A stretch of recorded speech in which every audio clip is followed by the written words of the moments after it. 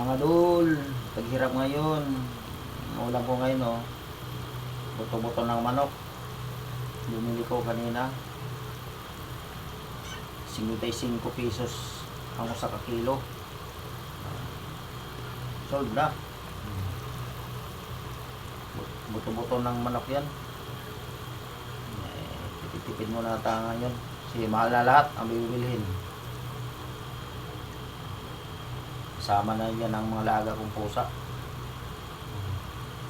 Diba? Ganun lang. Ganun lang ka tipid-tipid tayo. So, mga dol, kahit gito lang ang video ko mga dol, buto ng manok, paki-like na lang, tsaka follow and share. Maraming salamat mga dol. Ingat kayong lahat mga dol. Peace.